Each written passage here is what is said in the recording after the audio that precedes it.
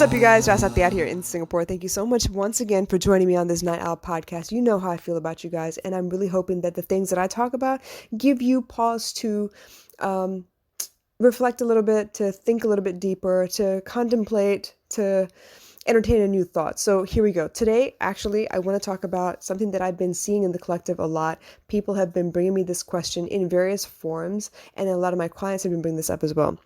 Let's talk relationships, y'all, because I'm having a tough time helping people to understand that the dating situation versus the marriage situation is very, very different. Very, very different.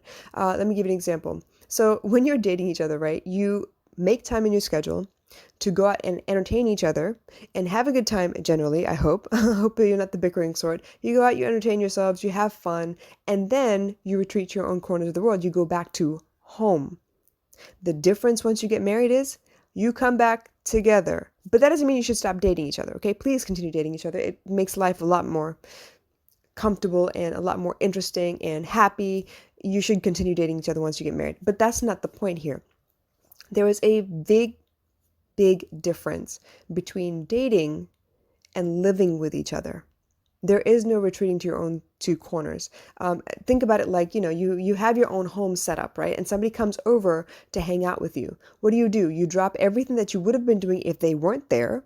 You put everything to the side, you clear some space, and you entertain the other person, which means for some of you, you wait on them hand and feet. Some of them, you sit down and you watch a movie, you relax, you put your feet up, you relax a little bit. But it's not the same as coming home and you still have your work to do and they have their work to do and you move around each other, coexisting, right? Co-creating.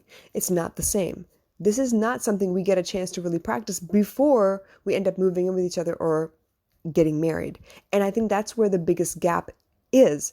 A lot of times when we're dating, we're actually leaving our homes and going outside somewhere else where we can create our own culture. But guess what? I don't think we spend enough time in each other's homes to kind of see what their culture is like in their family, and then for them to see our culture is like in our family, so you can start to talk about the differences and start to figure out what your own culture would look like. I think we're missing that major, major piece. And it didn't hit me until I realized, hey, I really love having people around, but I also look forward to having them go home. I do.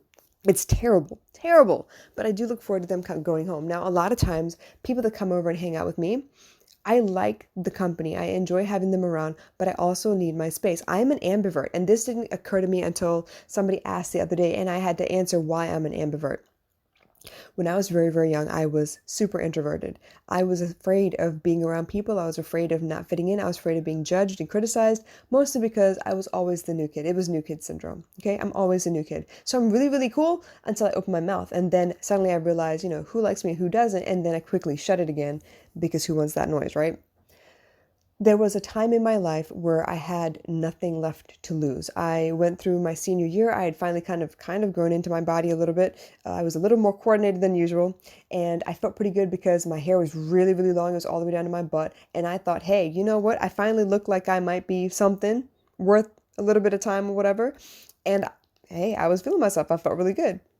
And then the winter of 1998 came and we went on a pilgrimage where I had a chance to perform in Coimbatore. And then after that, we went on a little pilgrimage where I was conned into shaving my head. Now you think about this. I had taken 5 years, because I got there in 8th grade, 5 years to get to a place where I was comfortable with my body, comfortable with the way I looked. I wasn't all like weirdly shaped and gangly looking anymore. And I was the top of my game. I was finally at the top of the school, right? I was 12th grade, right?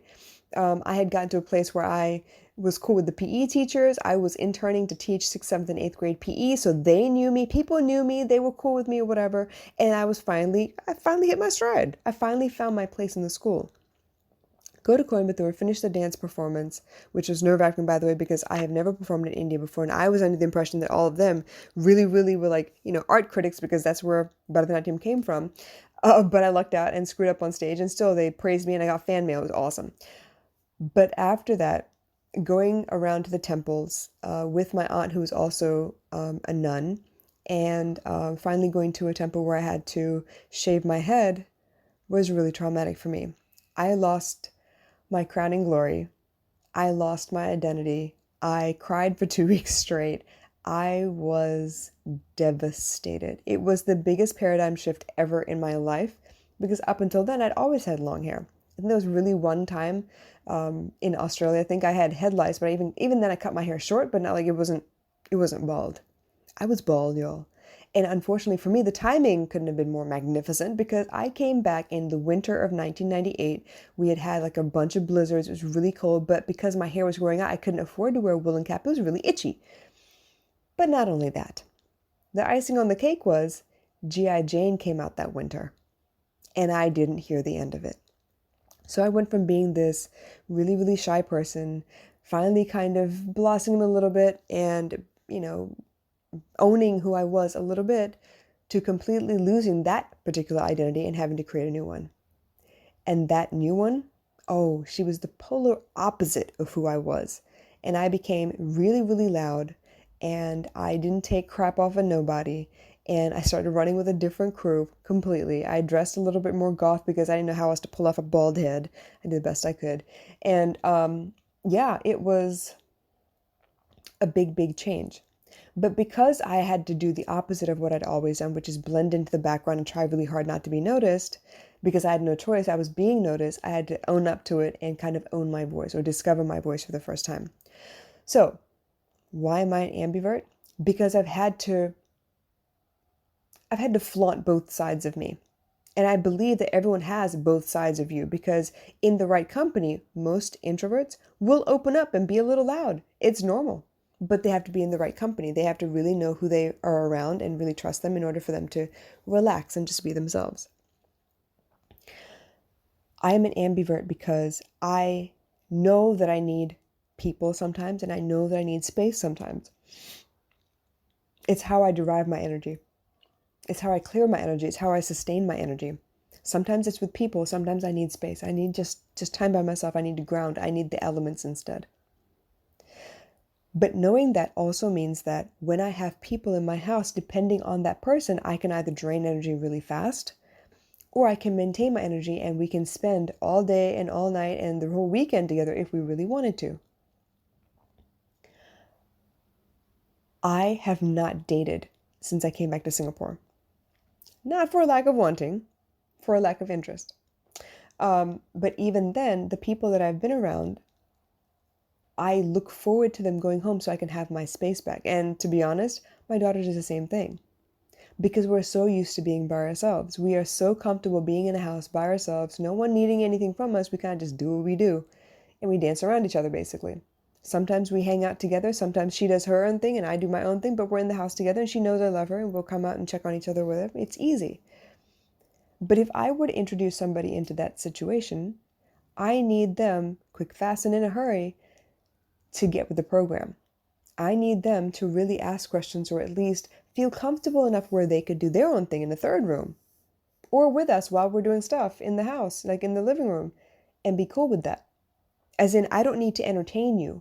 I need you to be comfortable enough to just open up your laptop and get to work on whatever it is that you're working on. Or if you want to make music or something, take up the back table or whatever, just do you. And if you need quiet, we can do that. We can retreat to a different room. We can give you your space. But that's not the conversation that people are having. No one talks about, well, what does your family do? How do they do this? And, oh, well, my family does this instead. We don't have that connective conversation. And let me tell you, after 2 failed relationships, yes, I failed them. We did not have those conversations in either one. I moved in with both of them at some point or another in the relationship. We were together for at least 7 or 8 years, depending on the relationship. That I've had 2 so far. But we had to create our own culture, but we never had the conversation of what they expected because this is how they grew up and what I expected because this is how I grew up. We didn't have that conversation and we need to. I was speaking to a young lady the other day and she was like, you know what? I really like being at home with my parents because that's baseline for me. I can just be. There are no expectations. I don't need to jump up and clean or cook or whatever. I can if I want to, but it's not expected of me. It can be handled by somebody else. And I'm not sure if I'm ready for adjusting all of that yet. And discovering a new version of me because I'm going to be married soon. And that means I'm going to move in with my husband. And as cool as it was while we were dating, We've never actually spent time together in the same house for more than a certain period of time. Why? Because it's taboo in our relation, in our culture and everything. And I get that. I understand. But this is something you really need to figure out. For those of us who date and we spend a lot of time in each other's houses, at least you get to see how the parents are. And being in front of your parents or your siblings, they're not going to let you pretend for very long. You're not going to be able to front for very long about who you are and how you actually behave when those people aren't there. They're going to put you in your place if you start pretending like you're really hot shit, right?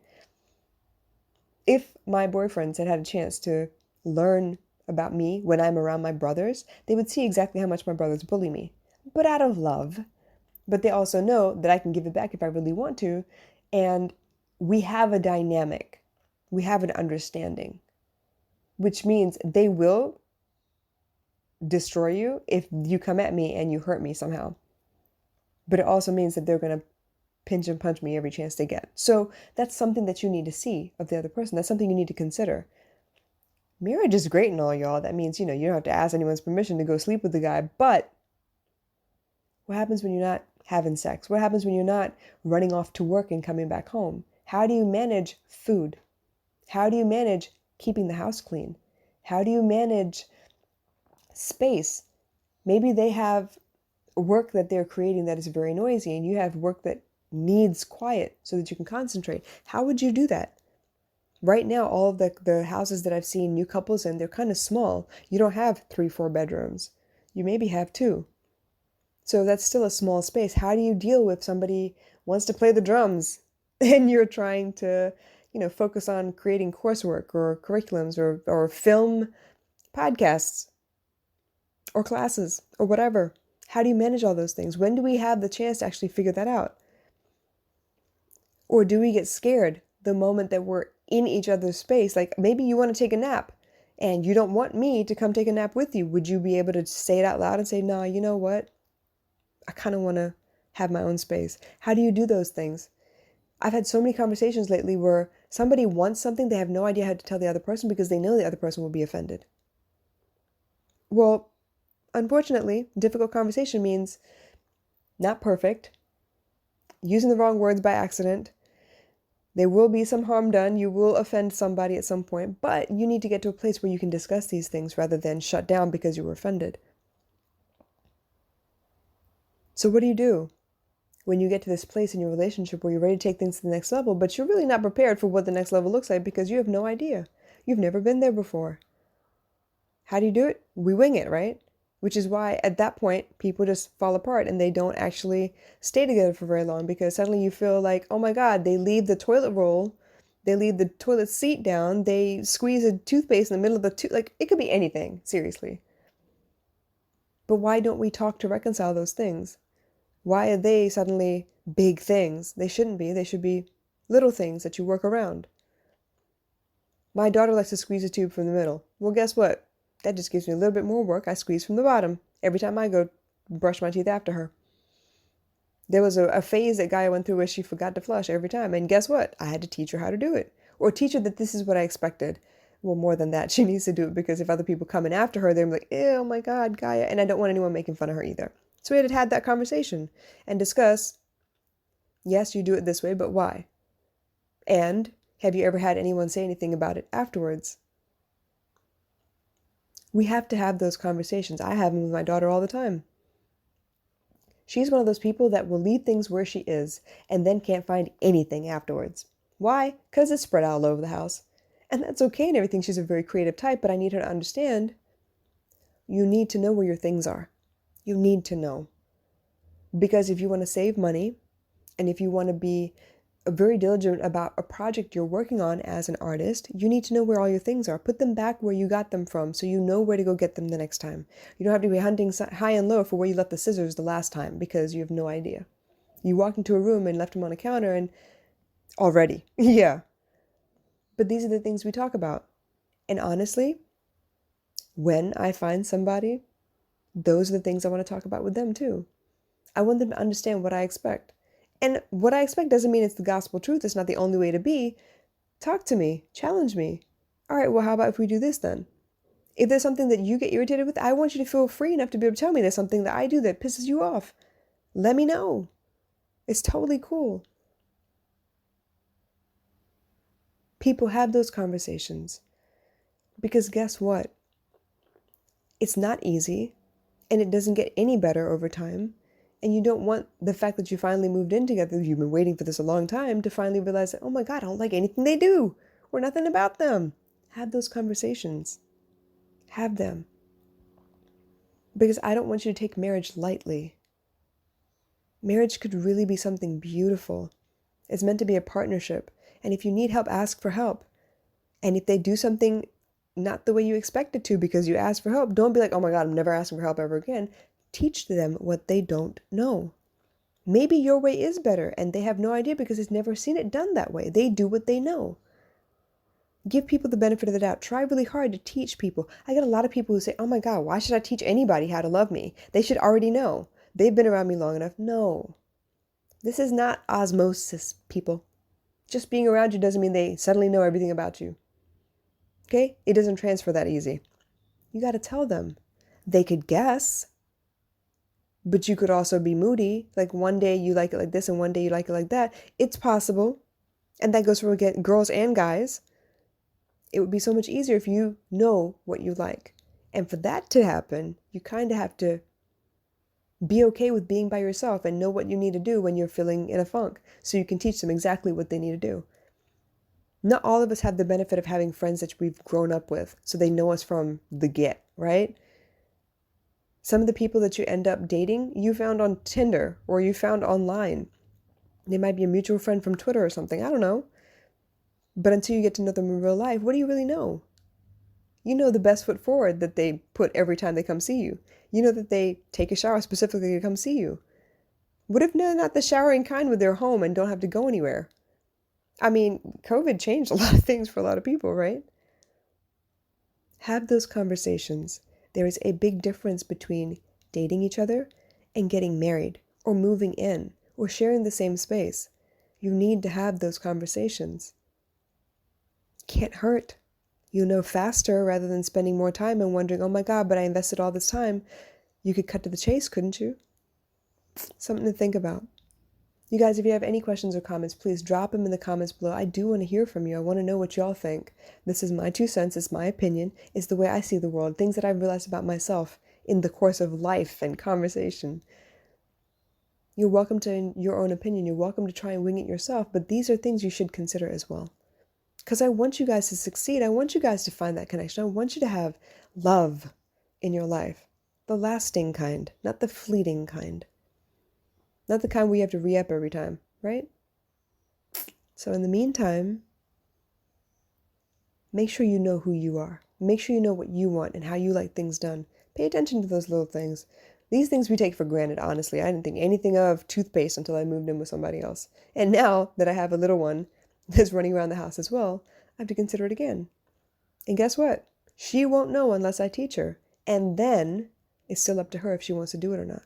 And that's okay. It will not kill me. All right?